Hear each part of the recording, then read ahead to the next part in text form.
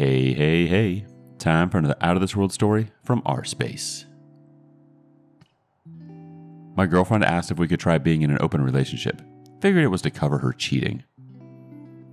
This story happened a while ago, so I don't have strong feelings about it anymore.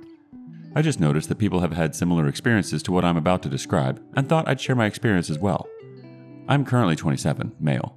I was about 24 years old at the time this all happened. She was 22, female. We had only been dating for about a month and a half, so it was nothing too serious. I met her through a mutual friend and we hit it off surprisingly well. We never intended to start seeing each other so quickly, but she really wanted to see me again. I was pretty optimistic despite how different we seemed to be. I'm an introvert, not really much of a social butterfly, and I don't really stand out in a crowd. She was the opposite. Very socially active, very outgoing, very pretty, and quite the flirt. Men would approach her and she liked the attention. She also had no reservations about discussing her favorite sexual acts with other people, even people she barely knew, as if this were just a normal topic of a conversation to have with people at a social gathering. I noticed this not too long after we started dating. This obviously was a bit of a red flag for me, not in the sense that she does so. I know a lot of people who are like this and very committed in their relationships, but I figured this was going to bring a lot of attention to her from men who figured she might be an easy lay. She was very pretty and wore eye-catching clothes, whereas I don't consider myself very attractive. So obviously the thought of another man who looked better and was in better shape possibly coercing her entered my mind frequently. Despite all of this, I tried to prove I was good boyfriend material so she wouldn't be swayed in another man's direction. Ironically, it wasn't a man that killed this relationship at all. Turns out, I should have been more worried of other women. I texted her one night asking how she was doing, just catching up with her and seeing how work was. Generic conversation, before she suddenly told me that we needed to talk about something. I accepted, thinking it wouldn't be too big of a deal. We hadn't had any problems before. I figured I could handle anything seriously early on in this relationship. Then she asked, "Will you be willing to try an open relationship?" I was mostly confused by this question. Didn't see the point in having one, especially since we were just starting a relationship. What in God's name would compel someone to open a relationship that's still being established? My only response was, "Why do you want an open relationship?" Her response felt like a vague sales pitch for some kind of scam. She said it would be interesting and experimental, and how I would benefit from it a lot. For what reason? I couldn't tell you. I guess my prize is that I have a girlfriend that sleeps with other men, and I get to sleep with other women. I don't see how this is an improvement. If I wanted to sleep with other people, I wouldn't have bothered getting into a relationship. I respectfully shot down the idea and told her I don't want to see anyone else but her. She didn't seem too bothered by my response, only responded with an "okay." I thought it was pretty weird, but after thinking about it for about 20 minutes, I had a suspicion that she proposed this to cover herself. Maybe she cheated and wanted to enter an open relationship just to save whatever we've currently got? I texted her immediately after this revelation, asking her point blank if she was cheating on me. To her credit, she confessed everything immediately. Turns out, she was bisexual and didn't become aware of it until recently when she was hanging out with a coworker. These hangout sessions became very intimate and then progressively became sexual. They eventually experimented sexually, progressing from oral to toys and everything. I fully admit I didn't handle this revelation well. I called her some pretty harsh names and told her to never contact me again and proceeded to block her number, as well as her social media accounts, effectively dumping her right then and there. I was pretty upset, given my history of being cheated on. I've got stories for days, most of them way worse than this, but I remember this really getting to me just because of how she tried to deceive me. Now, just to be clear, I'm not bothered by her being bisexual or being in the same sex relationship. That's 100% fine. I just didn't want to be conned into an open relationship because you wanted to hide your side chick. I cooled down after a few days and texted to apologize for freaking out on her. She was weirdly understanding about my reaction and told me it's fine. She apologized profusely for what she did, and I did accept her apology and forgive her. I'm sure some people might judge me for that. I wouldn't blame you if you did. But for some reason, I realized that getting angry and destructive over this was not going to benefit me in the long run. Since this was a really brief relationship, it didn't take long to get over her cheating, and we had a pretty chill friendship for a while. She was actually one of the only ex-girlfriends I ever remained in contact with after an incident like this. I did eventually lose contact with her though. I think it's for the best. She's living her life, going to college, and is still with this girl as far as I can tell. And I'm actually genuinely happy for her. I'm upset how it came about, but I realized that she was probably not going to be the one for me. Once I realized that, it was a lot easier to be happier for her, as opposed to any other former partner I've had who had little to no consideration for my feelings. I think it's also taught me a lesson in not scorching the earth itself over situations like this. For more serious relationships, I don't blame anyone, but I definitely need to work on my emotions and handle stuff like this better. Not an experience I'd like to have again, but I'm glad I got something out of it and didn't feel like total garbage afterward. Our first reaction from Swimming Site 7682. Most of the time, it's to cover up their cheating. However, those that tend to open it end up getting the short stick, and their significant other ends up finding someone else that is better. Shotgun Slade chimes in, pretty much what everyone else is saying, pal. Once a woman asks you for an open relationship, it is over.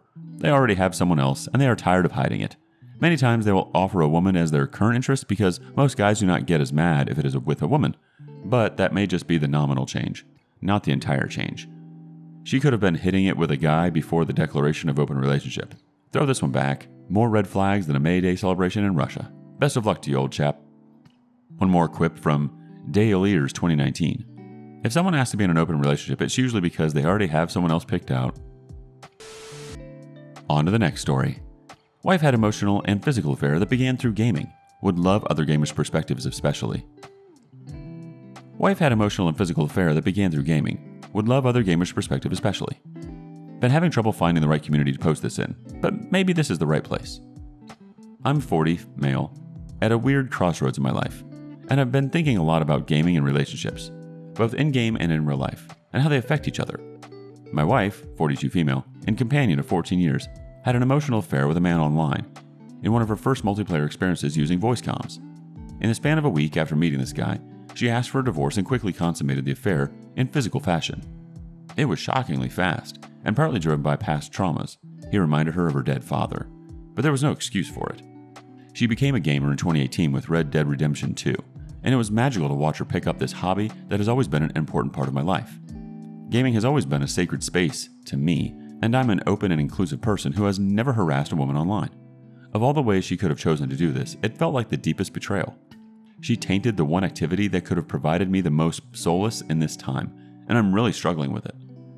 This is a long post, so I'll divide it up, and I'm hunting for your perspective and experiences here in the comments, if you have any to share. My own experiences with gaming women. My outlook on gaming with women formed about 20 years ago. This girl, a year younger than me, joined our competitive first-person shooter team, and it was delightful to play with her and talk with her. I even considered asking her more personal questions and flirting, but before I did, she confided in me that one of the other team members was harassing her on ICQ. Yeah, I'm old, deal with it. And she just wanted to play the game with us. That was my first realization that this space online was hallowed ground, and none of us had any right to harass the women that gamed with us. They were just one of the guys enjoying an activity the same way that we were. He was a good friend, and I talked to him, and he stopped his behavior.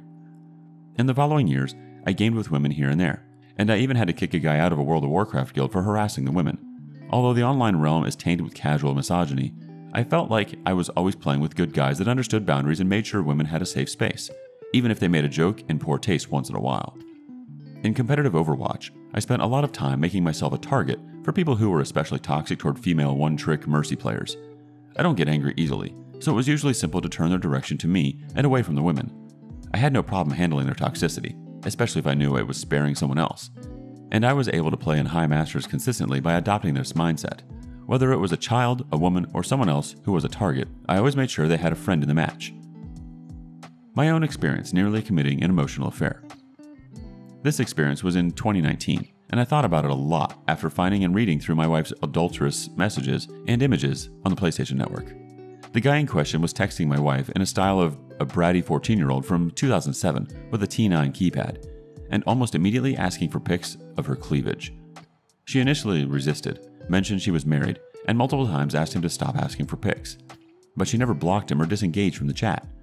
After he sent some shirtless pics showing how fit he was, she changed her tune and started flirting back, and eventually sent a topless pic. I felt embarrassed for her after reading the texts, just unable to understand what kind of woman would respond to, "Hey, show me your cleavage," and then embarrassed for myself that I married a person who turned out so crappy. This gets back to my own experience nearly committing an emotional affair in 2019. I was playing Final Fantasy XIV with friends who eventually got bored, and I started grinding Eureka for fun. If you played the game, you probably remember hating Eureka with a passion, but I found it refreshing, because the old school feel left you interacting with people in a way you didn't get during regular play. I started grinding treasure in Eureka, and there was usually only one person with me. We chatted constantly, and she eventually invited me to a private Discord. She was only 2 years younger than me, and we talked about old school RPGs from the Super Nintendo, PlayStation 1, PlayStation 2 eras. She also had read many of the sci-fi and fantasy novels I used to love from the 80s and 90s, so there was an easy connection. Over the next 5 to 6 weeks, we talked for 2 to 3 hours every morning. Wife at work, I worked from home while grinding, and she started posting some videos and pictures of her in the Discord. "Here's my cat," she'd say, with a video showing her in a revealing swimsuit and the cat by her pool. Or, "Here's some cookies I just made," as she leaned against the counter in a low-cut top. It didn't really occur to me that she was flirting heavily with me, as I'm so used to just assuming women are online to play the game like me. Eventually, she asked for a pic of me, saying I had a nice laugh and she wanted to see my face. Eventually, though, I felt overweight at the time. She told me I looked like I'd be great for cuddles under the blanket. This is the moment I knew I was screwing up and slipping into something I shouldn't, as I was fully committed to my wife. I responded awkwardly with something like, "Ha, yeah, I'm a real furnace," to which she replied, "Oh, I could use some of that heat." I just felt a pit in my stomach and knew I had to stop playing with her. She got a little angry, accused me of leading her on, which confused me, but I apologized profusely like it was my fault. Maybe it was my fault because I wasn't picking up on the obvious signals.